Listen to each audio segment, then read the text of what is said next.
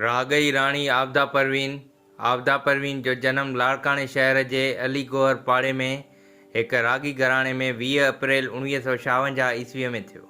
संदसि वालिद मास्टर गुलाम हैदर लाड़काने में ही मौसीक़ी जी तरबियत जो एक स्कूल हलाईंदो हो ऐं पाण भी एक सुरीलो रागी हो। संदसि वालिदा ममताज़ बेगम भी गाईंदी हुई।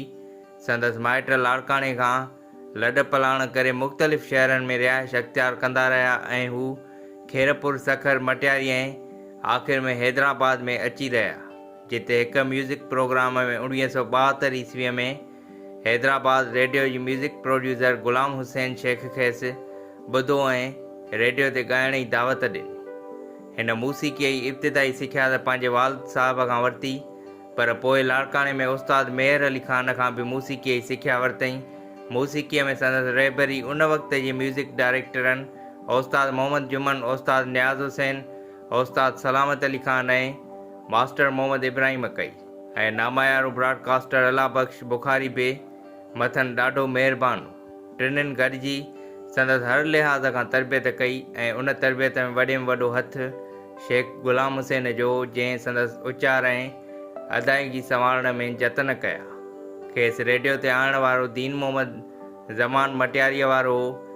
सभ खां पहिरियां 1972 ईस्वीअ में हिन रेडियो पाकिस्तान हैदराबाद जे प्रोग्राम शौक़िया ॻाईंदड़नि में पंहिंजे फ़न जो मुज़ाहिरो कयो। रेडियो ते पाण जेको पहिरियों कलाम रिकॉर्ड करायो हुयईं, उन जा ॿोल हुआ तुंहिंजे ज़ुल्फ़ ई बंदि कमंद विदा, जंहिंजो शाइर हो अब्दुल गफ़ूर हमायूनी ऐं उन खां अलावा मियाँ साहब ॾिने शाह बुलड़ी शाह करीम जो कलाम पिणु रिकॉर्ड कयो वियो, जंहिंजा ॿोल हुआ मन घुरे मुश्ताक़ सां जीअरे जुदायूं क़यम कर।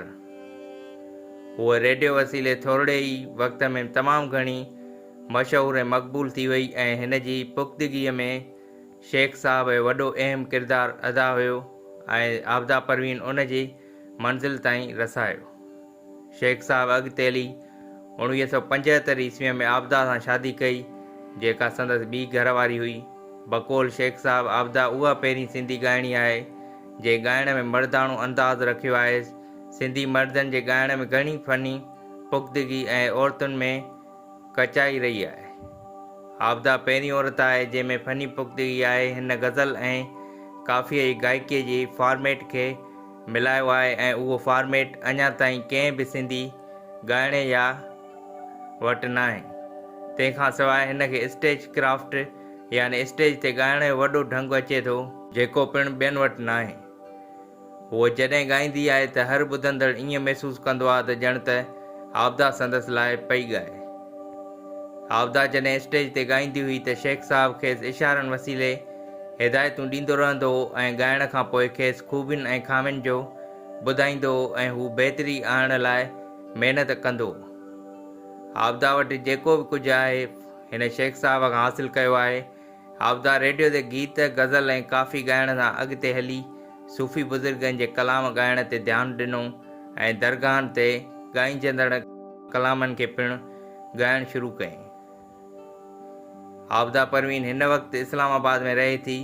हूअ 1996 ईस्वीअ में पंहिंजे मुड़ुसु शेख गुलाम हुसैन जे लाॾाणे खां पोइ कराची छॾे बचड़नि समेत इस्लामाबाद हली वई हुई। हिन खे हिकु पुटु सारंग लतीफ़ ऐं ॿ न्याणियूं सिंधियूं ऐं पिरह आहिनि। संदसि औलाद खे बि फन सां दिलचस्पी आहे। सारंग लतीफ़ खे ॻाइण ऐं नचण सां दिलचस्पी आहे ऐं हिन 5 सालनि जी ॼमार में हिकु तक़रीब में नची इनाम हासिलु कयो हो, जॾहिं त संदसि हिकु न्याणीअ खे वरी पेंटिंग ठाहिण सां दिलचस्पी आहे। आबदा परवीन उहा ॻाइणी आहे जंहिं जेको बि नग़मो ॻायो आहे उहो मक़बूल थी वियो आहे। संदसि शाइरीअ जी चूंड उम्दी ऐं धुन सुरीली हूंदी आहे। आबदा परवीन घणे भाङे सूफ़ी बुज़ुर्गनि खे ॻायो आहे। उन्हनि मां शाह अब्दुल लतीफ़ भिटाईअ खे सभिनि खां वधीक ॻायो अथसि। हुन खां सवाइ सचल सरमस्त, बुल्ला शाह, बाबा फरीद, ताजल बेवस, शेख अयाज़, उस्ताद बुखारी, मखदूम तालिबुल मौला ऐं केतिरनि ई सूफ़ी ऐं नीम सूफ़ी शाइरनि खे ॻायो अथसि। हैदराबाद रेडियो तां शाह जे कुझु वायनि खे उर्दू तर्जुमे सां बि रिकॉर्ड कयो वियो। सिंधीअ में उस्ताद मोहम्मद जुमन ऐं आबदा परवीन ऐं उर्दू तर्जुमो करे सुरिया हैदराबादीअ ॻायो। संदसि आवाज़ में हैदराबाद रेडियो ते सिंधी ऐं सराइकीअ सां गॾु केतिरा ई उर्दू नगमा बि रिकॉर्ड कया विया हुआ। संदसि उर्दू नगमो उस्ताद नियाज़ हुसैन जी म्यूज़िकीअ में, आरज़ू लखनवारी में जे शाइरीअ में घुंघरू शन शन ॾाढो मक़बूल थियो। आबदा परवीन रेडियो ते शाइरी मुख़्तलिफ़ सिन्फ़नि जहिड़ो गीत, गज़ल, काफ़ी, कलाम पिणु ॻाइण सां गॾु अॻिते वधी ऐं हिन सूफ़ी बुज़ुर्गनि ते कलाम ॻाइण खे तरजीह ॾिनी ऐं दरगाहनि ते ॻाइजंदड़नि कलामनि खे ॻायईं। उन्हनि ई कलामनि खे ॿिया फ़नकार बि ॻाईंदा रहिया। अहिड़नि कलामनि खे ॻाइण खां पोइ आबदा जी मक़बूलियत में तमामु घणो वाधारो थियो। हिन जॾहिं फ़क़ीर अब्दुल गफ़ूर ॻायल सचल सरमस्त जी घड़ोली ॻाई त उहा ई ॻायल घड़ोली आबदा जी सुञाणप बणिजी वई। टेलीविज़न ते खांयसि उहो घड़ोली मुमताज़ मिर्ज़ा पंहिंजे प्रोग्राम सिंध सिंगार में ॻाराई। ॿिया बि केतिरा ई अहिड़ा कलाम आहिनि जेके ॿियनि फ़नकारनि पहिरियां ऐं आबदा पोइ उन्हनि खे पंहिंजे अंदाज़ में ॻायो।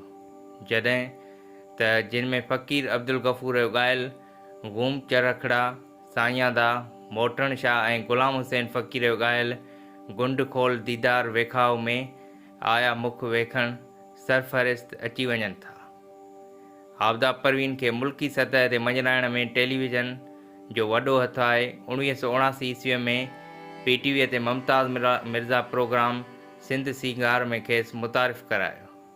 PTV ते संदसि आवाज़ में 1986 ईस्वीअ में सुल्ताना सिद्दीकी संदसि घड़ोली उर्दू प्रोग्राम आवाज़ अंदाज़ में हलाई त उहा मुल्क जी कुंड कुड़िश में पहुची वई ऐं ॿिया जेके संदसि आवाज़ में उर्दू गज़ल नशर थिया उन्हनि मां ख़ासि करे नासिर काज़मीअ जो संदसि ही गज़ल सुञाणप बणिजी वियो, जब से तूने मुझे दीवाना बना रखा है, संग हर शख्स ने हाथों में उठा रखा है। हिन गज़ल जी धुन उस्ताद नियाज़ हुसैन तरतीब ॾिनी हुई।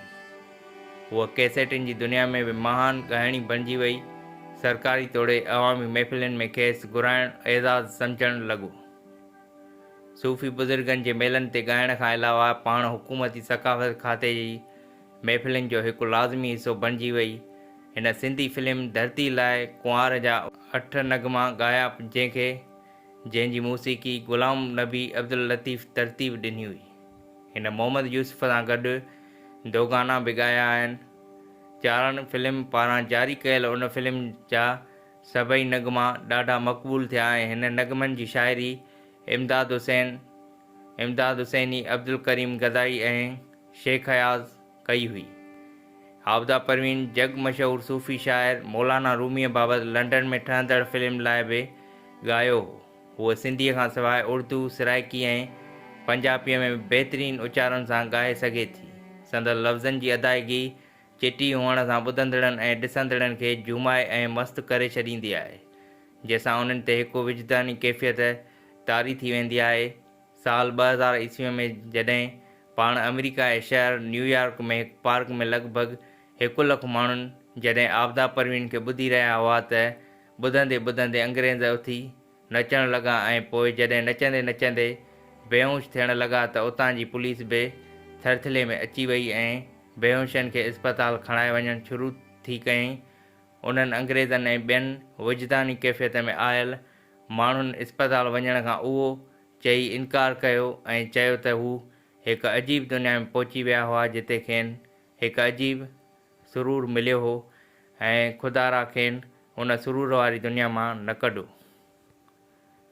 आबदा परवीन दुनिया जे केतिरनि ई मुल्कनि में पंहिंजे फ़न जो मुज़ाहिरो कयो, जिन में अमेरिका, इंग्लिस्तान, फ्रांस, मराकश, Holland, Japan, Germany, Canada, Hindustan, Tanzania सरफ़हरिस्त शामिल आहिनि।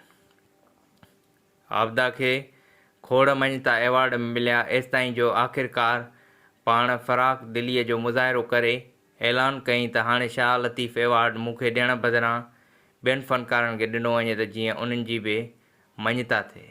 खेसि ॿियनि एवॉर्डनि में 1980 ईस्वीअ में सचल सरमस्त एवॉर्ड, 1980 ईस्वीअ में ई सिंध ग्रेजुएशन एसोसिएशन पारां सोणी एवॉर्ड, साल 1982 ईस्वीअ में पाकिस्तान सरकार पारां प्राइड ऑफ परफॉर्मेंस एवॉर्ड ऐं 2005 में सितारा इम्तियाज़ शामिल आहिनि। खेसि रागई राणी ओमे कलसूम ऐं मारीअ जा लक़ब पिणु मिलिया अथसि।